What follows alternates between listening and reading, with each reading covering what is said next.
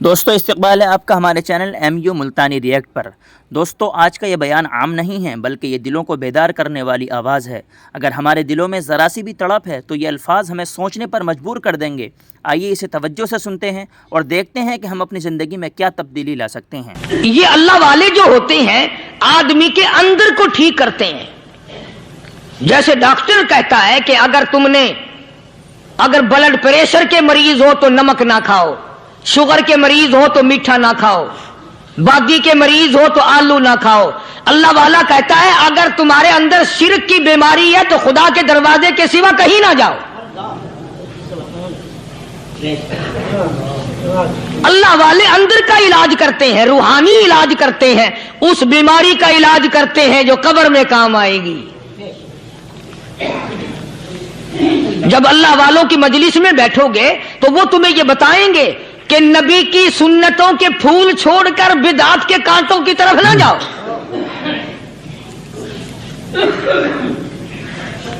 اور ہدایت ہے محمد کریم صلی اللہ علیہ وسلم کی۔ سبحان اللہ۔ وہ جوان کتنا خوش نصیب ہوگا جو حضور کے ساتھ سواری پہ سوار ہے۔ اللہ اکبر۔ سیدنا معاذ بن جبل رضی اللہ تعالیٰ عنہ کی ذات اقدس ہے، جس سواری پہ محمد عربی صلی اللہ تعالی علیہ وسلم سوار ہیں، اسی سواری پہ صحابی بھی سوار ہے، آپ کے پیچھے سوار ہے۔ آپ نے 3 مرتبہ ارشاد فرمایا یا معاذ، وہ کتنا مقدروں والا جوان ہوگا جس کا نام آقا کے پیارے پیارے منہ سے نکلا۔ فرمایا یا معاذ، او معاذ، عرض کیا لبیک و سعدیک، میرے آقا میں حاضر ہوں، میں غلامی میں حاضر ہوں۔ کچھ نہیں فرمایا۔ پھر دوسری مرتبہ ارشاد ہوا یا معاذ،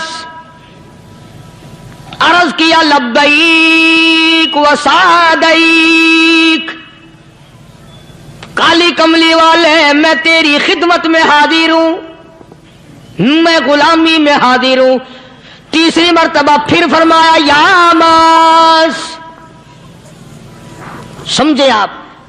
یہ تو حضور کو پتا تھا کہ میری آواز اس نے پہلی دفعہ میں ہی سن لی، پکار رہا ہے میں حاضر ہوں۔ 3 مرتبہ آواز اس لیے دی، یعنی میں جو تجھے بتانا چاہتا ہوں وہ بڑی اہم بات ہے، توجہ کر، دھیان کر اس بات کی طرف جو میں تجھے بتانے لگا ہوں۔ تیسری مرتبہ ارشاد ہوا یا معاذ، عرض کیا لبیک و سعدیک، میرے آقا میں حاضر ہوں، غلامی میں حاضر ہوں۔ ارشاد فرماؤ، فرمایا یا معاذ لا تشرک باللہ، او معاذ مجھ سے ارشاد سن لے، مجھ سے پیغام سن لے، میں محمد کریم صلی اللہ تعالی علیہ وسلم تجھے بڑی پتے کی بات بتانے لگا ہوں، گر کی بات بتانے لگا ہوں، کوئی حقیقت کی بات بتانے لگا ہوں۔ لا تشرک باللہ، او میرے جمال، میرے صحابی، او معاذ، اللہ کی ذات میں، اللہ کی صفات میں کسی کو شریک نہ ٹھہرانا۔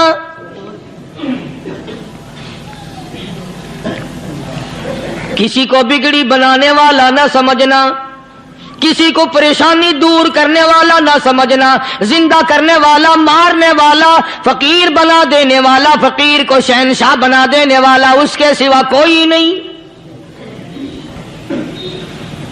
چلو ہو گئی بات، فرما دیا آپ نے کہ شرک نہ کرنا۔ اب ہماری بات سنو، ابھی حدیث کا جملہ باقی ہے جو محمد عربی صلی اللہ علیہ وسلم کی زبان مبارک سے نکلا، اہم بات باقی ہے۔ ٹھیک ہے فرما دیا، لیکن اب سوال کرو سرکار مدینہ صلی اللہ علیہ وسلم سے کہ جی اگر کوئی مصیبت کی وجہ سے کر بیٹھے، اگر کوئی پریشانی کے عالم میں آ کے کر بیٹھے، کوئی دکھوں کا مارا ہوا کر بیٹھے تو صاف فرما دیا، فرمایا او معاذ ان قتلتا اگرچہ تجھے قتل کر دیا جائے، تیرا ٹکڑا ٹکڑا کر دیا جائے، تیرا قیمہ بنا دیا جائے، اس سے بھی سخت بات آگے فرمائی، او حرقتا، چاہے تجھے جلا کر خاک کر دیا جائے، تیرا قیمہ بنا دیا جائے، تجھے جلا کر راکھ بنا دیا جائے، کسی حال میں بھی تجھے شرک کرنے کی اجازت نہیں۔ اور ایک اور بات میرے سے سن کر پکا کے لے جاؤ، چوری کرنے والا ساری عمر چوری کرتا ہے، لیکن کبھی ایسا دن اس کی زندگی میں نہیں آیا ہوگا جب وہ یہ کہے کہ میں عبادت کر رہا ہوں۔ لاکھ چوری کی ہو، یہ کہے گا کہ میں گناہگار ہوں، چوری کر اپن چلو تمہارے منہ پہ نہیں کہے گا، دل میں کہے گا۔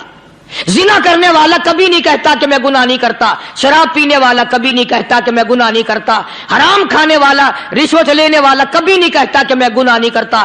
شرک ایسا گناہ ہے، ایسی گمراہی ہے، اس کو بندہ گناہ سمجھ کر نہیں، عبادت سمجھ کے کرتا ہے۔ اور ارشاد فرمایا محمد عربی صلی اللہ علیہ وسلم نے کہ شرک کرنے والے کو توبہ کی توفیق نہیں ہوتی، وہ اس کو برا سمجھے تو توبہ کرے، جب وہ اس کو برا سمجھتا ہی نہیں تو گناہ سمجھتا ہی نہیں تو توبہ کائے کی کرے گا وہ۔ میں عرض کر رہا تھا کہ یہ جو اولیاء کرام ہیں، بزرگان دین ہیں، اللہ والے ہیں، یہ شرک کی لعنت سے آدمی کو بچانے کے لیے ساری زندگی کوشاں رہتے ہیں۔ حدیث پاک میں آتا ہے، ارشاد فرمایا محمد کریم صلی اللہ علیہ وسلم نے کہ جب آدمی گناہ کرتا ہے، فرمایا ان فی الجسد لمضغۃ اذا صلحت صلح الجسد كله واذا فسدت فسد الجسد كله الا وهي القلب، او كما قال النبي صلی اللہ علیہ وسلم۔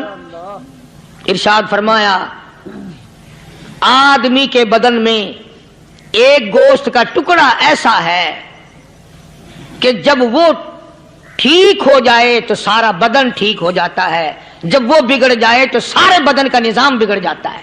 الا وہی القلب، سرکار مدینہ صلی اللہ علیہ وسلم نے فرمایا وہ دل ہے۔ دل آدمی کا سنور جائے تو سارا کچھ سنور گیا، دل بگڑ گیا تو سب کچھ بگڑ گیا۔ ریاکاری دل سے پیدا ہوتی ہے، تکبر دیکھنے میں نہیں آتا، دل میں پیدا ہوتا ہے، فخر دل میں پیدا ہوتا ہے، عجب اور خودبینی دل میں پیدا ہوتی ہے۔ تو آقا مدنی صلی اللہ علیہ وسلم نے فرمایا کہ آدمی کا دل جو ہے وہ سفید ہوتا ہے، بالکل سفید ہوتا ہے۔ جب بندہ گناہ کرتا ہے تو ایک چھوٹا سا سیاہ کالا نقطہ اس کے دل پہ لگ جاتا ہے، پھر دوسرا گناہ کرتا ہے، پھر دوسرا نقطہ لگ جاتا ہے، پھر تیسرا گناہ کرتا ہے، پھر تیسرا نقطہ دل پہ لگ جائے، حتیٰ کہ اس کا دل سارا کالا ہو جاتا ہے۔ اور جب سارا دل کالا ہو جاتا ہے تو اس کے دل کے اندر پھر حق سمجھنے کی گنجائش نہیں رہتی، پھر وہ اتنا بگڑتا ہے کہ خلاف شرع کام کو وہ عبادت کہتا ہے، پھر وہ ڈھول دھماکے کو عبادت کہتا ہے، پھر وہ چمٹا کھڑکانے کو عبادت کہتا ہے، پھر وہ نشہ کرنے کو عبادت کہتا ہے، پھر وہ نماز نہ پڑھنے کو عبادت کہتا ہے، پھر وہ قرآن کے قریب نہ آنے کو عبادت کہتا ہے۔ حالانکہ بزرگوں کا یہ طریقہ کار نہیں۔ سائیں توکل شاہ صاحب سبقت رحمت اللہ علیہ، امبالے شہر میں مزار ہے، حضرت کے واقعات میں لکھا ہے کہ جب کوئی عالم، جب کوئی قاری، جب کوئی بزرگ قرآن پڑھتا یا کچھ بیان کرتا، اگر قرآن پڑھتا غلطی کرتا، ہاں یہ بات سمجھ لو کہ سائیں شاہ صاحب جو تھے ان پڑھ تھے، عالم نہ تھے، پڑھے ہوئے نہیں تھے، لیکن اگر کوئی قرآن کی آیت غلط پڑھتا تو سائیں شاہ صاحب جو تھے وہ کہتے کہ تو نے غلطی کی ہے، اور اگر کوئی حضور کریم صلی اللہ علیہ وسلم کی حدیث پاک پڑھتا اس میں کوئی غلطی کر دیتا تو شاہ صاحب فرماتے کہ تو نے غلطی کی ہے۔ تو ایک دن مولویوں نے، عالموں نے، قاریوں نے مشورہ کر لیا اور کہنے لگے آؤ شاہ صاحب سے پوچھیں گے کہ ان کو یہ پڑھے ہوئے تو ہے نہیں، ان کو پتہ کیسے چلتا ہے، آیت غلط پڑھی گئی یا حدیث پاک غلط پڑھی گئی، ان کو پتہ کیسے چلتا ہے؟ تو اللہ والے کی خدمت میں پہنچے اور جا کے یہ سوال کر دیا اللہ والے سے یہ سوال کر دیا. آپ سب سبحان اللہ کہو تو میں آگے جواب بتاؤں. اللہ اکبر اللہ اکبر. کیا شان ہے اللہ والوں کی. فرمایا تم نہیں جانتے جب کوئی قاری قرآن صحیح پڑھتا ہے, عالم حدیث پاک صحیح بیان کرتا ہے, میں دیکھتا ہوں میری آنکھوں کو نظر آتا ہے اس کے سر سے لے کر آسمان تک نوری فرشتوں کی قطار بند جاتی ہے. اور جب وہ غلطی کرتا ہے تو وہ قطار ساری رخصت ہو جاتی ہے, وہ قطار ساری چھٹی کر جاتی ہے. میں سمجھ جاتا ہوں کہ کوئی غلطی ہوئی ہے. یہ ہے اللہ والوں کی باتیں جو ہم لوگوں کے کام آنے والی ہیں, جو ہمارے سوچ و بچار کی ہیں, جو ہمارے کرنے کی ہیں. کہ کتنے کتنے دن ان حضرات کو فاقے کرنے پڑے, مصیبت جھیلنی پڑی, پریشانی اٹھانی پڑی تو پرواہ ہی نہیں کرتے تھے. مخلوق سے سوال کرنا ان حضرات کے یہاں بہت بری بات تھی. بلکہ نفحۃ الیمن ایک عربی کورس کی کتاب ہے, درس میں پڑھائی جاتی ہے عربی مدرسوں میں. ہم نے جب سبق پڑھتے تھے تو ایک واقعہ پڑھا تھا کہ کسی پہاڑ کی غار میں ایک اللہ والا رہتا تھا اور اللہ اللہ کرتا تھا ہر وقت. اللہ کی طرف سے کھانا آ جاتا تھا اور وہ کھا لیا کرتا تھا. تو خدا امتحان بھی کرتا ہے, آزمائش بھی کرتا ہے. دعا کیا کرو اللہ ہماری آزمائش نہ فرمائے. ہم لوگ آزمائش کے قابل کہاں ہیں. تو اللہ پاک نے جب اس اللہ والے کی آزمائش فرمائی تو 3 دن تک کھانا نہ آیا. 3 روز تک کھانا نہیں آیا. جب نہیں آیا تو بھوک نے ستایا, اور جب بھوک نے ستایا تو پریشانی ہوئی, اور جب پریشانی ہوئی تو دل میں خیال آیا کہ اب میرے لیے سوال کرنا جائز ہو گیا, اب تو میں بالکل بھوک نے تنگ کر دیا مجھے. تو پہاڑ سے نیچے اترے اور جا کر کے ایک مکان پہ سوال کر دیا, اور سوال یہ کیا کہ اللہ نام پہ مجھے کھانا چاہیے. ان گھر والوں نے 3 روٹیاں دے دی. ان گھر والوں نے 3 روٹیاں دے دی اور یہ اللہ کا ولی لے کے چل دیا. تو جس گھر سے 3 روٹیاں ملی تھی ان کے یہاں ایک کتا بھی تھا, وہ اس ولی کے پیچھے پیچھے لگ گیا اور بھونکار قریب تھا کہ کاٹ کھائے پھاڑ کھائے. اللہ کے ولی نے سوچا کہ یہ تو بڑا ظالم کتا پیچھے لگ گیا, 1 روٹی اس کو پھینک دوں, 2 مجھے کافی ہو جائیں گی, یہ اپنا اس کی ہلے لگ جائے گا, مشغول ہو جائے گا, میں نکل جاؤں گا. یہ کتاب کی بات ہے, حدیث کی نہیں.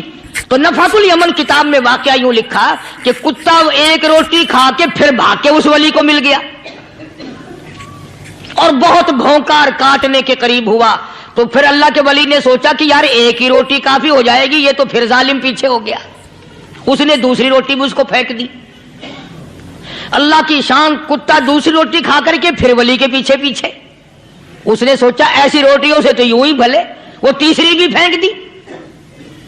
کتے نے تیسری بھی کھا لی, اور جب تیسری روٹی کھا کے کتا بھونکا, اب ولی کھڑا ہو کر غصے میں آ گیا اور کہنے لگا او کتے تجھے شرم نہیں آتی. عربی کا لفظ ہے وَمَا عَدِيمُ الْحَيَا, اور بغیرت کمینے, تیرے مالک نے 3 روٹیاں دی تھی, جس دروازے پہ تو رہتا تینوں کھا لی پھر بھی بھونکتا ہے. 3 روٹیاں میں نے تجھے دے دی پھر بھی بھونک رہا ہے. تو یوں لکھا اس کتاب میں کہ اللہ پاک نے کتے کو بھی زبان دی, اور وہ یہ کہنے لگا کہ ولی صاحب ذرا ٹھہرو, خود فیصلہ کرو, تم بے غیرت ہو یا میں بے غیرت ہوں. فیصلہ جناب کریں, میں کتا ہوں, آپ ولی ہیں, جنت کے کھانے کھائے, ارے 3 دن نہ ملا تو آدمی کے دروازے پہ آ کے ماتھا گھسایا, جھولی پھیلائی, بھیک مانگی, مجھ سے قسم لے لو میں کتا ہوں, کئی مرتبہ 8 دن ٹکڑا نہیں ملتا, قسم لے لو اس دروازے کے سوا کبھی کسی دوسرے دروازے پہ نہیں گیا میں.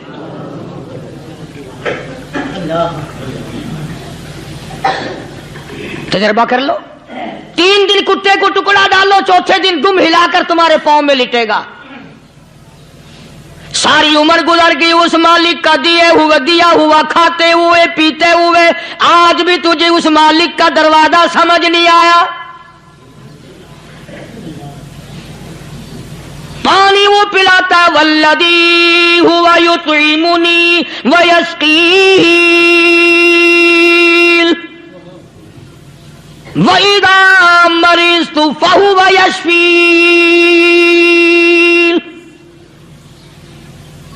کتنا کھلاتا ہے، کتنے اعلیٰ درجے کے کھانے کھلاتا ہے، طرح طرح کے کھانے کھلاتا ہے. پالا اس نے، سنبھالا اس نے، زندگی اس نے دی، اولاد اس نے دی، خوبصورت بیوی اس نے دی، گھر آباد اس نے کیا. تھوڑی سی پریشانی آ گئی، اب جا کے قبر کے سامنے جھکا کھڑا ہے، اس مالک سے میرا کام نہیں چلا، او 4 گز زمین میں پڑنے والے، تو میری حاجت روائی کر دے.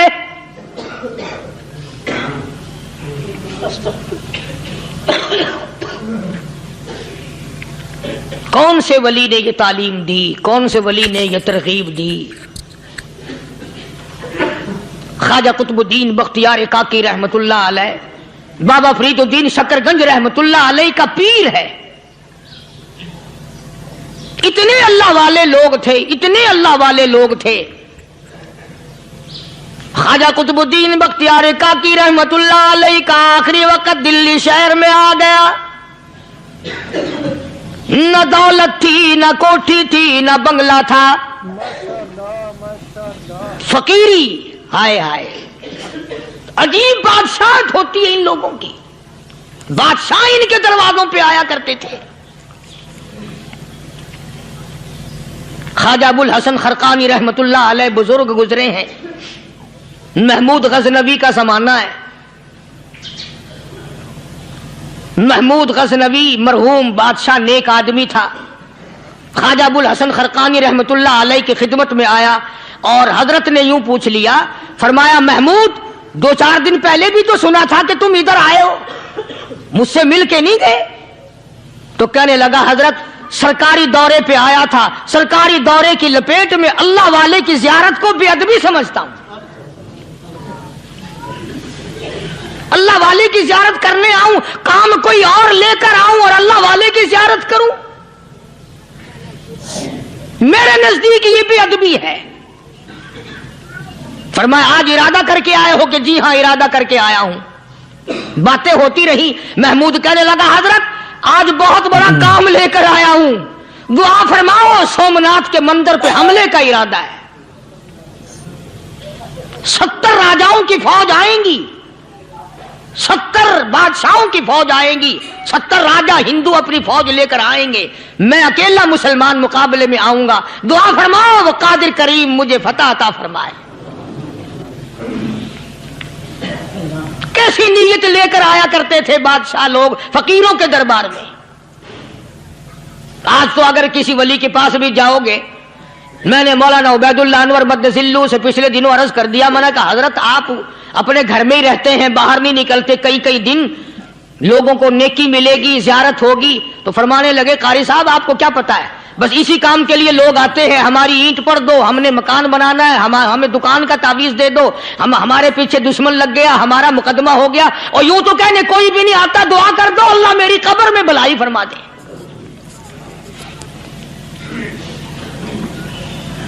تو محمود غزنوی نے خواجہ ابو الحسن خرقانی سے درخواست کی کہ آپ دعا فرمائیں. اللہ والے نے دعا بھی فرمائی اور اپنا مسلح دے دیا. یوں فرمایا محمود جب مشکل وقت آ جائے اس مسلح پہ کھڑے ہو کر 2 رکعت نماز ادا کرنا. پتہ چلا کہ اللہ کی مدد جو ہے وہ نماز کے ساتھ ہے. میں تمہیں بھی بتاتا ہوں، ولی تو میں نہیں. جب بھی کوئی پریشانی آئے، جب بھی کوئی تکلیف آئے، فرمایا استعینوا بالصبر والصلاۃ. نماز پڑھو انشاءاللہ آسانی ہوگی. صبر کر، نماز پڑھ. ان اللہ مع الصابرین،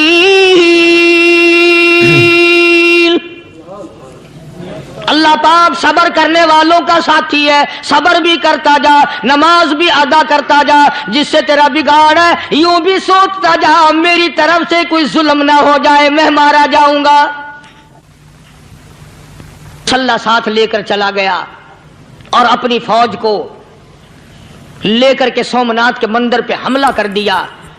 مسلمان فوج بڑا سفر کر کے آئی تھی, دور سے آئی تھی, تھکی ہوئی تھی, چور چور تھی, اتنے حالات نہ تھے, اتنے ہتھیار نہ تھے. 70 راجاؤں کی فوج کے مقابلے میں مسلمانوں کو شکست ہو گئی. محمود غزنوی کو خبر دی گئی بادشاہ شکست ہو گئی. محمود نے 2 رکعت نماز ادا کی. اور یہ بھی بتا دوں, اللہ والوں کا اتنا ادب کیا محمود غزنوی نے کہ اس مصلے پہ کھڑے ہو کر نماز نہیں پڑھی, اس کو سر کے اوپر رکھ کے نماز پڑھی. مصلہ اللہ والے کا سر پہ رکھ لیا اور نماز پڑھی خدا کے حضور میں, اور پھر سر سجدے میں رکھ دیا. میرے پروردگار بے نیاز خالق و مالک, میں گناہگار سہی, میں سیاکار سہی, میں تیرا بندہ ہوں. او میرے مولا, مقابلہ کفر سے ہے, حق پرستوں کی نہ کی تو نے گر دل جوئی نہیں. تانا دیں گے بت کے مسلم کا خدا کوئی نہیں. او میرے پروردگار, آج مجھے ذلیل نہ کر, آج میری شکست نہ کر, آج مسلمانوں کو شکست نہ دے. اور بے نیاز پروردگار, کافر کہیں گے ان کا خدا کہاں گیا. بس محمود غزنوی نے اللہ کے حضور میں نماز ادا کی اور دامن پھیلایا اور سر سجدے میں رکھا. وہ اطلاع ملی کہ شکست فتح میں بدل گئی. چنانچہ جمعے کا خطبہ محمود غزنوی نے سومناتھ کے مندر کے اندر دیا. اس قدر اللہ والوں کو دلچسپی تھی ان معاملات سے کہ قوم کے لیے بھلائی ہو, ملک کے لیے بھلائی ہو, عوام کے لیے آخرت کی دنیا کی بھلائی مقصود تھی. خواجہ قطب الدین بختیار کاکی رحمت اللہ علیہ دلی شہر میں رہتے ہیں. بادشاہوں کا زمانہ ہے. اللہ اللہ کیا عجیب لوگ تھے. آج تو اچھے بھلے دیندار طبقہ نماز پڑھانے والوں کو نماز کے, غسل کے, وضو کے مسائل معلوم نہیں. دوستو ایسا وقت تھا, ایسا وقت تھا, سلطان صلاح الدین خلجی رحمت اللہ علیہ کو بادشاہ ہو کر عربی کی بہت بڑی 4 جلدوں میں کتاب ہے ہدایہ. بادشاہ صلاح الدین خلجی کو زبان نہیں آتا. اتنی بڑی عظیم کتاب زبان نہیں آتی. وہ بادشاہ بھی ہوا کرتے تھے اور ولی بھی ہوتے تھے. سلطان عالمگیر رحمت اللہ علیہ بہت بڑا بادشاہ ہو کر, اورنگزیب ہے, عالمگیر ہے, اتنا بڑا عظیم بادشاہ, مگر حضور کریم صلی اللہ علیہ وسلم کی 5000 حدیث پاک اس بادشاہ کو زبان نہیں آتی. اور قرآن کا حافظ تھا, قرآن کا قاری تھا, قرآن کا عالم تھا, قرآن کا مفسر تھا, ولی بھی تھا, بادشاہ بھی تھا, اللہ والا بھی تھا. اور اتنا خوف تھا دل میں تمہیں کیا بتاؤں. اللہ اکبر, بادشاہ ہو کر کے کپڑا خریدا, مزدوری کر کے کپڑا خریدا بادشاہ نے, اور کپڑا خرید کر اس کی ٹوپیاں اپنے ہاتھوں سے سی. عالمگیر رحمت اللہ علیہ نے اس کی ٹوپیاں اپنے ہاتھوں سے سی اور چاندنی چوک دلی میں کھڑے ہو کر فروخت کی, بیچی. 6-7 روپے جمع کر کے ایک تھیلی میں بند کر کے اوپر لکھا عالمگیر کا کفن ان پیسوں سے خریدا جائے. کبھی ہم نے بھی سوچا جو رشوت مارنے والا آدمی ہے, بتاؤ اس کے لیے کفن کہاں سے اچھے پیسے تلاش کر کے لایا جائے گا؟ رشوت کا ہی کفن ملے گا نا. جو آدمی ملاوٹ کر کے پیسے کماتا ہے, فنکاری کر کے پیسہ کماتا ہے, دغا اور فریب کر کے پیسے کماتا ہے, تو آج ہمارا کفن بھی صحیح نہیں, کفن بھی دغا والا, فریب والا, ملاوٹ والا. بلکہ تم تو کہتے ہو کہ آج کل کھانے کے لیے خالص کچھ نہیں ملتا. میں کہتا ہوں میت کو غسل دینے کے لیے پانی خالص نہیں ملتا. یہ جو ہم موٹریں نل کے لگاتے ہیں, یہ پیسے کون سے ہمارے خالص ہیں؟ جو صابن میت کو مل رہی ہیں کون سے پیسوں کا خریدا ہوا ہے؟ جو خوشبو میت کو لگ رہی ہے کون سے پیسوں کی خریدی ہوئی ہے؟ جو کفن پڑ رہا ہے وہ کیسے پیسوں کا کفن ہے؟ اور میں آگے بڑھ کر کے کہتا ہوں جو کندھوں پہ اٹھائے جا رہے ہیں وہ کون سے کتب ہیں، کون سے ابدال ہیں؟ جس نے میت کو غسل دیا ہے کبھی معلوم کیا کہ وہ کتنا بڑا نیک آدمی ہے؟ یہ تو ہمارے آخری وقت کا حال ہے، اور اس طرف کسی کا دھیان نہیں، سوچ نہیں، بچار نہیں، قطعی طور پر اندھے ہو جاتے ہیں۔ او میاں ٹھیک ہے جو کچھ ہو رہا ہے۔ اچھا ایک بات عرض کروں، اللہ تبارک و تعالیٰ کے یہاں جب ہم جائیں گے، اگر اور سارے معاملات کو چھوڑ دو، اللہ پاک یہی پوچھ لے کہ میاں یہ کفن جو پہن کے آیا یہ کیسا ہے؟ یہ جو کفن پہن کے آیا یہ کیسا؟ ہم کیا جواب دیں گے؟ بادشاہ عالمگیر رحمت اللہ علیہ نے تھیلی پہ لکھ کر کے بند کر کے رکھ دیا، جب میرا انتقال ہو جائے، میری موت آ جائے، جب میں دنیا سے رخصت ہو جاؤں، جب میں دنیا سے چلا جاؤں، میرا آخری لباس جو میں نے ساتھ لے کے جانا ہے وہ شادی کے جوڑے دنیا تیار کرتی ہے، سفر کے جوڑے دنیا تیار کرتی ہے، غیر ملکوں میں جانے کے لباس دنیا تیار کرتی ہے، ادھر ادھر جانے کے لیے، تقریبوں میں جانے کے لیے جوڑے لباس پوشاک دنیا تیار کرتی ہے۔ اور میں کہتا ہوں لوگوں، قبر کی پوشاک ہم کب تیار کریں گے؟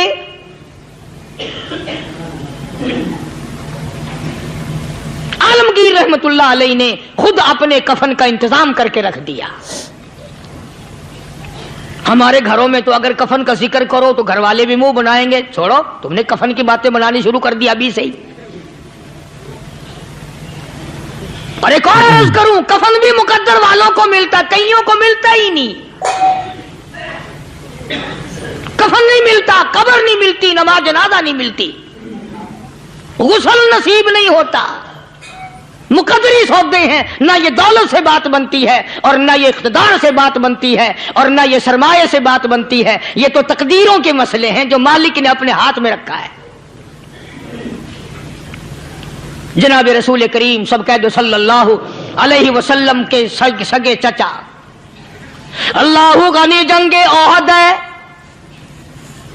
امام الانبیاء محبوب کبریا حضرت محمد مصطفیٰ صلی اللہ تعالی علیہ وسلم کو خبر دی گئی آپ کی حالت بھی زخمی ہے، آپ کا چہرہ انور زخمی ہو گیا، آپ کے چہرے میں خود جو سر پہ اوڑھ رکھا تھا اس کے حلقے کڑیاں چہرے انور کے اندر چلی گئی، نکلتی نہیں، نکالنا چاہتے ہیں، نکلتی نہیں، نکالنے کی کوشش کرتے ہیں۔ ابو عبیدہ بن جراح رضی اللہ تعالیٰ عنہ نے دانتوں میں پکڑ کر وہ حلقہ زنجیر والا کھینچ لیا۔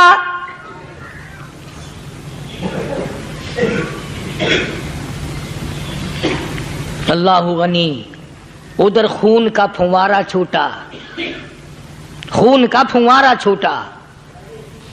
اللہ، عرش الہی سے آواز آئی، جبریل، پل جھپکنے کے برابر جبریل ساری دنیا کا نظام طے کر سکتا ہے۔ توجہ، اللہ نے آواز دی، جبریل، عرض کیا حضور، فرمایا یاد رکھ اگر میرے محبوب کا خون زمین پہ گر گیا تو پھر تو جبریل کا آئے گا۔ سدرۃ المنتہا سے سکنڈ تو بڑی چیز ہوتی ہے، پل جھپکنے سے پہلے جبریل نے آ کر اس خون کو سنبھالا ہے۔ اتنی عظمت ہے سرکار مدینہ صلی اللہ علیہ وسلم کی اللہ تبارک و تعالیٰ کے یہاں اور ہر پیغمبر کی۔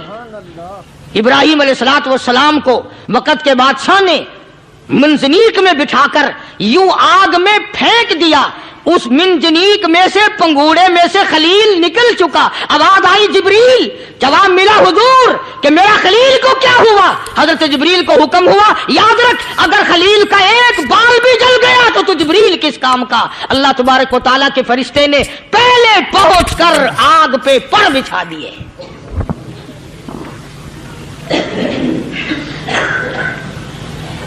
یوسف علیہ السلام کو بھائیوں نے کنویں میں پھینکا۔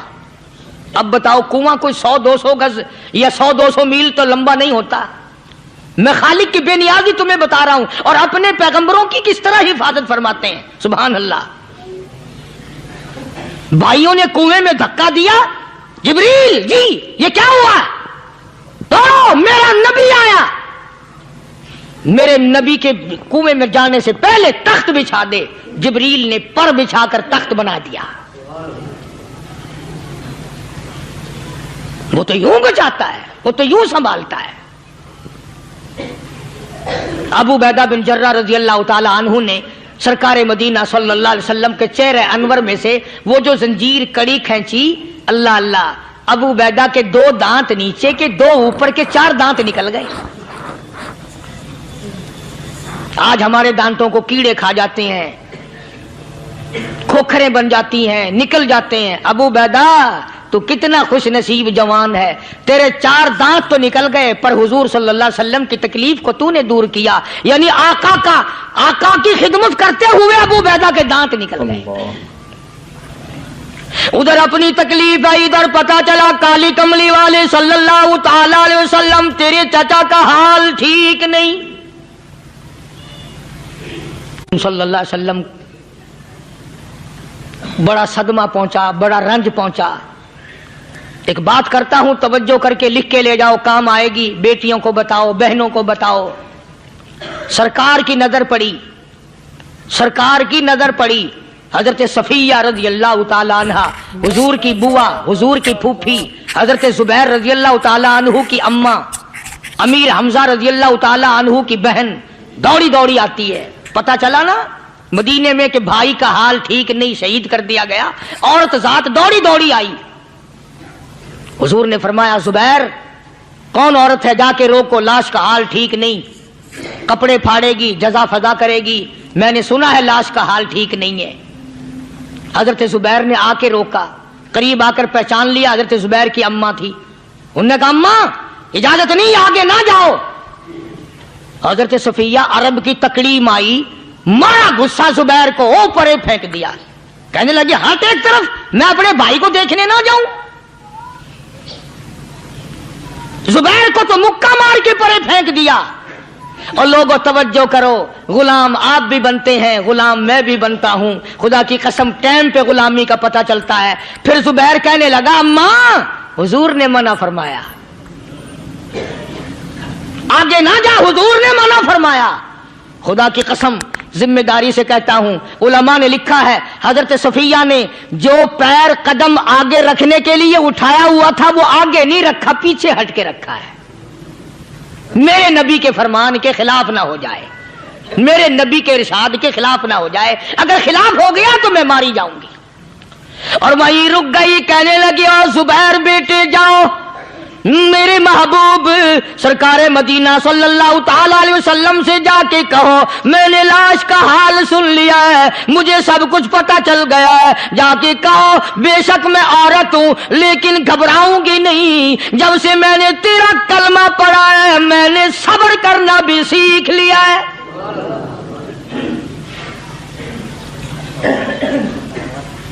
میں جدا فدا نہ کروں گی, میں کپڑے نہ پھاڑوں گی, میں رونا دھونا نہیں کروں گی. مدنی کریم صلی اللہ علیہ وسلم کو حضرت زبیر نے جا کے بتا دیا, میری اماں یوں کہتی ہے. فرمایا پھر بے شک اجازت ہے جائے.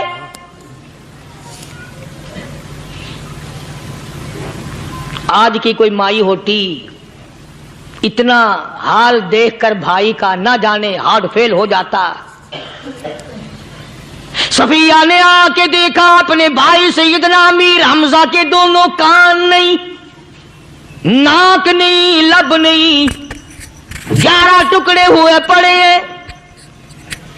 روتی نہیں, گھبراتی نہیں, دھڑام سے گرتی نہیں, چہرہ نہیں پیٹتی, ماتم نہیں کرتی, کھڑی ہو گئی. کہنے لگی او میرے پروردگار میرے بھائی کی قربانی قبول فرما, میرے بھائی کی قربانی کے صدقے میں میرا بھی بیڑا پہاڑ کر دے. اور خبر تو مل گئی تھی نا کہ کپڑے بھی اتار کر لے گئے, بغل میں سے 2 چادریں نکال لی ہیں, بغل میں سے 2 چادریں نکالی کہ میرے بھائی کو کفن دے دینا. یوں جو نظر پڑی ایک انصاری نوجوان رضی اللہ تعالی عنہ, وہ بھی ننگا پڑا ہے, کافر اس کو بھی شہید کر کے گر گئے. مسلمانوں ذرا اندازہ لگاؤ یہ بھی مسلمان تھے، یہ بھی نبی کے عاشق تھے، یہ بھی دیوانے تھے، ایسے وقت میں بھلا ایسی بات کس کو سوجھے؟ ماں جایا بھائی ہو، سگا بھائی ہو، اچھی محبت اور تعلق ہو بہن بھائی کا، اور سید الشہداء حضور نے فرمایا ہو وہ ننگا پڑا ہے، 11 ٹکڑے ہوئے پڑے ہیں، ایسے وقت میں ایسی بات کون سوچے؟ صفیہ کہنے لگی لوگوں ایک چادر اس بھائی کو دو جو میری ماں کے پیٹ سے پیدا ہوا، ایک چادر اس بھائی کو دو جو محمد کے کلمے نے میرا بھائی بنا دیا ہے، جو میرے نبی نے کے کلمے نے میرا بھائی بنا دیا ہے۔ کل قیامت میں خدا یہ نہ فرما دے صفیہ کفن دینے آئی، خیرات دینے آئی تو اپنے کو دے کے چلی گئی۔ اب ان میں ایک چادر ہے چھوٹی اور ایک ہے بڑی، پھر کہنے لگی میری چادریں واپس کر دو، ایسا نہ ہو میرے بھائی کو بڑی مل جائے دوسرے بھائی کو چھوٹی مل جائے، اللہ پاک کل یہ نہ فرما دے اگر کفن دینے بھی آئی تو اپنے کو بڑی دوسرے کو چھوٹی، یہ اللہ کی رضا والا تو کام نہیں۔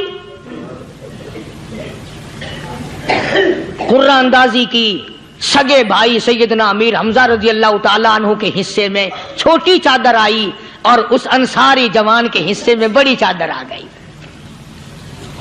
چنانچہ جب محمد عربی صلی اللہ تعالی علیہ وسلم تشریف لائے تو حضور کو اتنا صدمہ پہنچا، میری مستقل کیسٹ ہے سیدنا امیر حمزہ رضی اللہ تعالیٰ عنہ کے عنوان پر، آپ لوگ اسے خرید کے سنیں۔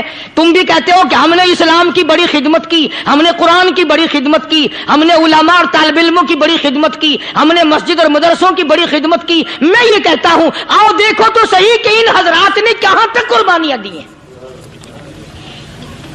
حضور نبی کریم صلی اللہ تعالی علیہ وسلم جب اپنے پیارے چچا کی لاش پہ آئے، چہرے پہ نظر پڑی دونوں لب نہیں،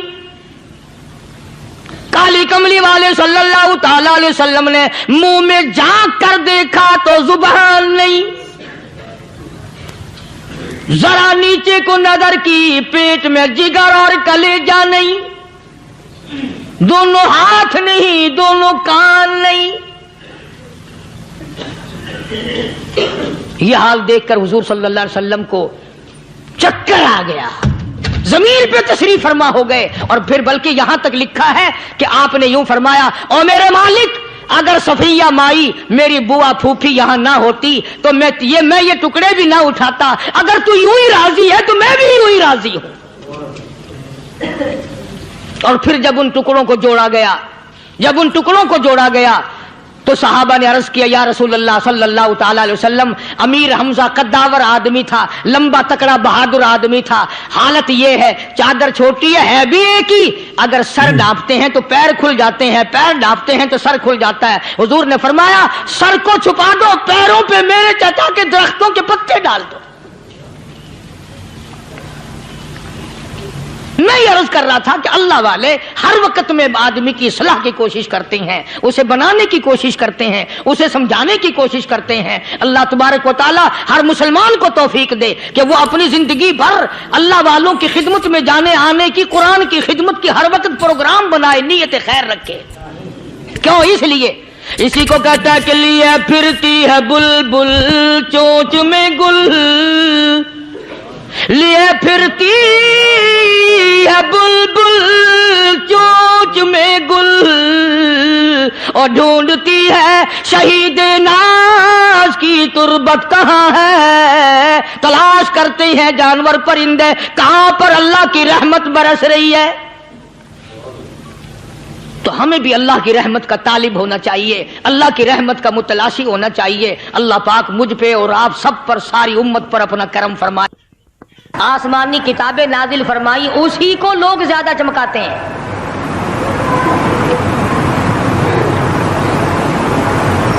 خدا اس بات کو گوارا ہی نہیں کرتا کہ میری طرف سے بغیر میرے اعلان کے کوئی ذرہ برابر اعلان کر سکے۔ وہ کسی قلندر کو، کسی ملنگ کو، کسی کو اختیار نہیں دیتا۔ جن کا خدا جیتا جاگتا حی و قیوم قائم دائم ہے وہ تو ایسا ہے، اور جن کا خدا کبھی پیدا ہوتا ہے کبھی مر جاتا ہے ان کی میں بات نہیں کرتا۔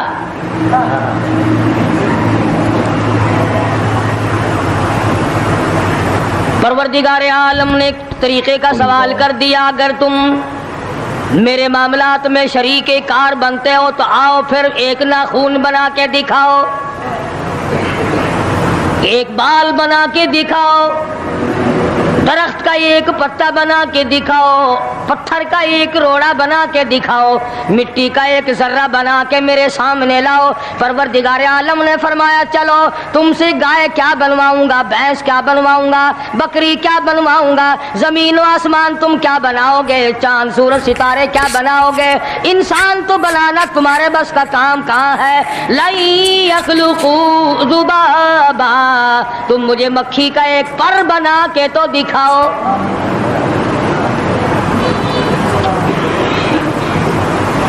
فرمایا جس کے دل میں توحید و ایمان یقین کی دولت جم جاتی ہے وہ لوگ تو دنیا ہی میں ایمان کا مزہ چکھتے رہتے ہیں، ایمان کی لذت آتی ہے۔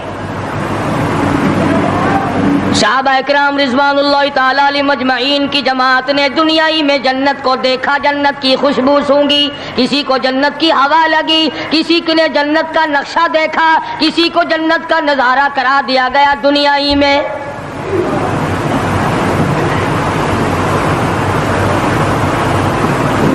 خوش نصیب تھے وہ لوگ جنہوں نے محنت سے اپنی آخرت کو بنایا، اپنی قبر کو بنایا، اپنی تمام تر زندگی میں کبھی بے فکری سے بسر نہ کی، رات کو سوچا، دن کو سوچا، صبح کو خیال کیا، شام کو خیال کیا۔ یہ ناپائیدار زندگی ہے، یہ ختم ہونے والی زندگی ہے، اس لیے مجھے دائمی زندگی کی کچھ تیاری کرنی چاہیے۔ ان لوگوں نے کمائی کی اور محمد کریم صلی اللہ تعالی علیہ وسلم کے ساتھ رہے، دنیا ہی میں ان کو جنت کے مزے آیا کرتے تھے۔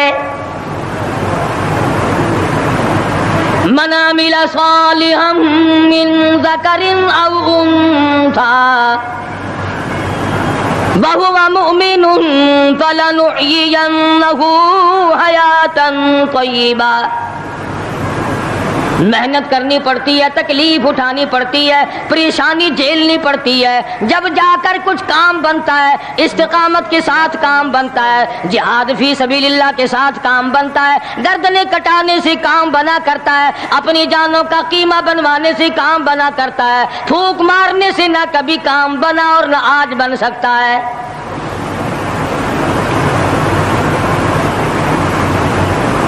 علماء کرام میں بے شمار لوگ اس قسم کے آئے جو استقامت کا پہاڑ ثابت ہوئے۔ ان میں سے بعض نے یہ لکھا ہے کہ بعض مرتبہ کھانے میں ایسا مزہ آتا تھا جیسے جنت کے کھانے کا مزہ آتا ہے۔ شاہ عبد الرحیم صاحب رائے پوری رحمہ اللہ، خدام نے عرض کیا حضرت پورا مہینہ گزر جاتا ہے رمضان المبارک کا، کچھ دو چار نوالے، دو چار لقمے کھا تو لیا کرو۔ تو فرمانے لگے میں اللہ پاک کا قرآن کریم دن کو پڑھتا ہوں، رات کو پڑھتا ہوں، سارا دن تلاوت کرتا ہوں، ساری رات تلاوت میں لگا رہتا ہوں، اور لوگوں تمہیں کیا معلوم ہے جب میں خدا کا قرآن پڑھتا ہوں میرے منہ میں جنت کے پھلوں کا مزہ آتا رہتا ہے۔